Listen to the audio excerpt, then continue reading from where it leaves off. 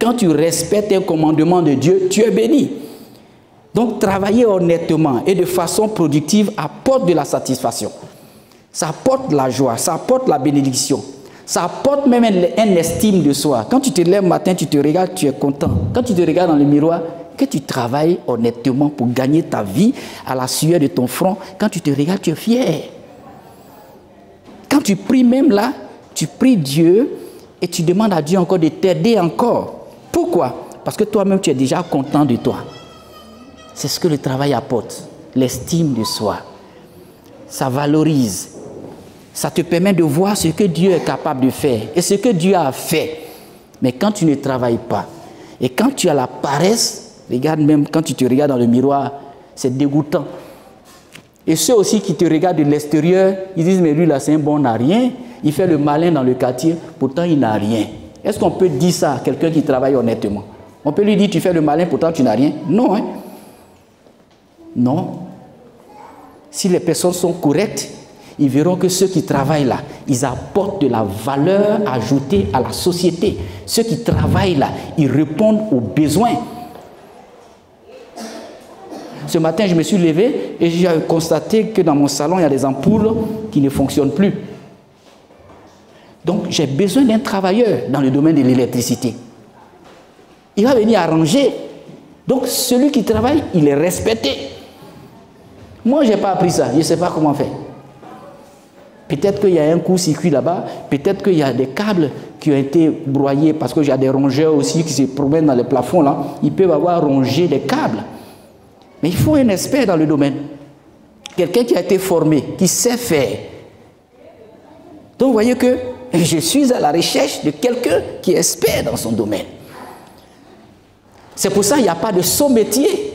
Il n'y a pas de travail de métier plus important que d'autres et d'autres moins importants, pourvu que ce que tu fasses soit légal, soit correct selon Dieu, pourvu que ce ne soit pas du vol, pourvu que ce ne soit pas la prostitution, pourvu que tu gagnes ton pain à la sueur de ton front. Tu seras recherché. Tu seras recherché. Parce que tout le monde n'a pas la même faculté. Tout le monde ne fait pas les mêmes choses. Toi, tu as ta discipline. Toi, tu as ton domaine. Moi, j'ai mon domaine. Et tout ça, ça se complète. Un jour, quelqu'un aura besoin de toi. Un jour, quelqu'un aussi aura besoin de moi. Ne serait-ce que pour faire un meuble, j'aurai besoin d'un menuisier. Pour réparer peut-être la tuyauterie, un tuyau, un robinet, j'aurai besoin d'un plombier. Occupe un poste dans la société. Occupe une responsabilité. Tu vas apporter de la valeur ajoutée. Et ça va te permettre de gagner ton pain à la sueur de ton front. Il y a un pasteur qui disait, l'argent que vous envoyez à la sueur de vos fesses là, je ne veux pas ça ici. C'est vrai, ça fait rire, c'est vrai, il a employé un mot lourd. Mais en réalité, quand tu penses à ça, tu vois que réellement, il y a des personnes qui gagnent de l'argent à la sueur de leurs fesses. C'est parce que Dieu a dit, il dit à la sueur de ton front. Est-ce que vous me comprenez, peuple de Dieu? Occupez des postes de responsabilité dans la maison de Dieu. Occupez des postes. Et le chrétien doit être celui-là même qui sait occuper ses postes, qui sait choisir un emploi.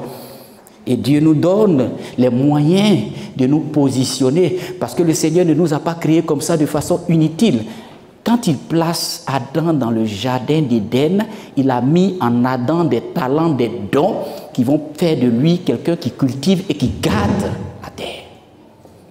Dieu ne peut pas te placer dans un endroit sans avoir mis au préalable des talents, sans avoir mis en toi des dons, sans avoir mis des centres d'intérêt dans ta vie.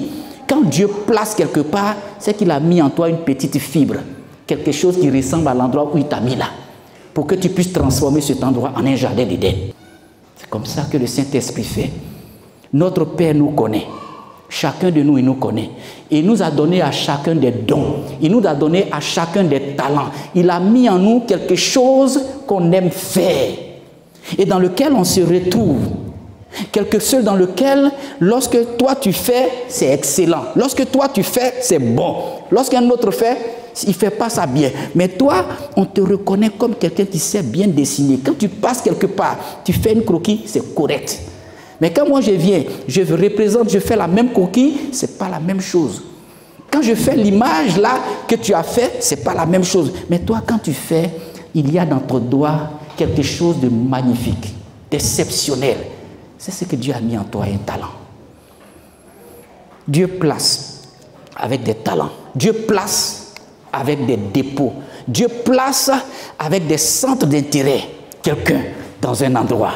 Il te positionne là. Pas pour que tu regardes l'environnement, pas pour que tu dormes, pas pour que tu passes tout ton temps à regarder les choses. Mais tu dois faire quelque chose. Ce que Dieu a mis en toi là, c'est ça que tu dois commencer à démontrer dans ce jardin, dans cet endroit. Même si cet endroit est d'abord tohu-bohi, même si cet endroit est désordre, par le travail, tu dois mettre de l'ordre. À l'écoute de la parole de Dieu. Retrouvez-nous sur nos pages Twitter, Instagram et YouTube. Que Dieu vous bénisse.